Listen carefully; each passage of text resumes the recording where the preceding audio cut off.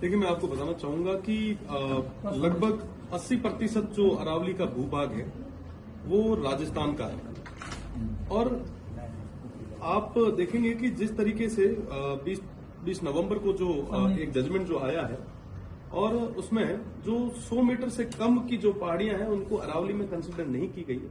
मुझे लगता है कि इस तरीके से हमारी पूरी जो ये सबसे पुरानी, विश्व की सबसे पुरानी जो पर्वत श्रृंखला है उसको पूरे तरीके से खत्म करने के लिए, और एक तरीके से आप देख सकते हैं कि जो खनन माफियाज हैं या जो तमाम चंद लोग हैं उन लोगों को रेड कारपेट बिछा के और इनवाइट किया गया है कि आप खोदो और ले जाओ। एक तरीके से बहुत पारिस्थितिकी और पर्यावरणीय संतुलन को बिगाड़ने के लिए ये सारी चीजें हो रही है। मुझे लगता है कि इसके बारे में पुनः विचार करना चाहिए।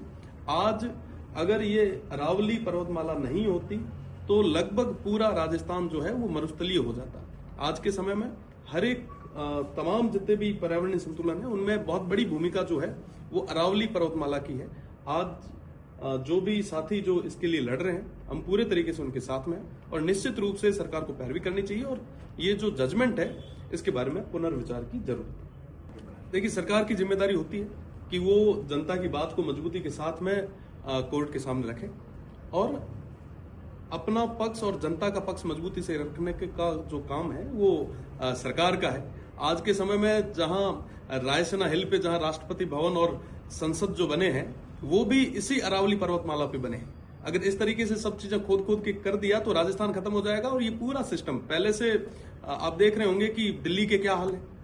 आज हवा वहां पे इस तरीके की है कि हवा के अंदर जहर है और अगर ये अरावली और तमाम चीजें अगर हमने खत्म कर दी तो आने वाले समय में यही हाल राजस्थान के हो जाएंगे। आप पहले ओरण गोचर आपने खत्म कर दी, खिजड़ियां आप आए दिन काट रहे हैं, फिर आप अरावली को पूरे तरीके से खत्म कर रहे हैं। आप चाहते क्या हैं? एक तरफ तो आप लगभग 250 करोड़ के आसपास जो है आपने फंड अरावली को डेवलप करने के लिए 2025-26 के बजट में दिया, हरित अरावली विकास परियोजना आपने नाम दिया, और दूसरी तरफ यही अरावली अगर आपकी खत्म हो जाएगी तो आप मतलब चाहते क्या है? आपकी बातों के अंदर जो है मुझे लग रहा है विरोधाभास है।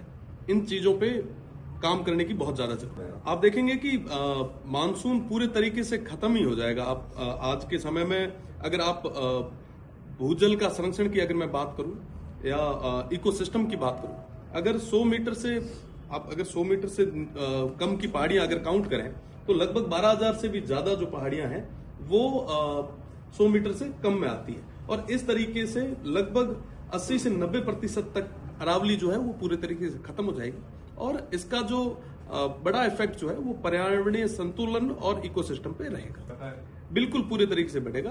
अरावली जो है वो रेगिस्तान को और मरुस्थलीय तमाम चीजों को रोकने में एक बहुत बड़ी भूमिका उनकी रही है और साथ ही साथ अगर इस तरीके से अरावली खत्म होती है तो निश्चित रूप से इसका एक विषम परिणाम जो है वो हमसे हर तरीके से विरोध जताएंगे और निश्चित रूप से प्रदेश और केंद्र की सरकार को इस बारे में सोचना चाहिए। देखिए, ये माफिया को बढ़ाने के लिए सीधा रेड कारपेट बिछाया गया है और चंद लोगों को फायदा देने के लिए ऐसे डिसीजंस आए हैं और इसका जो दुष्परिणाम है वो पूरे प्रदेश और पूरे देश को, आप देखेंगे कि गुजरात से लेके राजस्थान से लेके हरियाणा और दिल्ली तक के तमाम प्रदेशों को इन तमाम चीजों का जो है नुकसान भुगतना पड़ेगा। निश्चित रूप से उठाएंगे और मेरा तो राजस्थान की सरकार से और केंद्र की सरकार से निवेदन कि इस बारे में सोचें और अपना पक्ष जो है, जनता का जो पक्ष है वो मजबूती के साथ में रखें।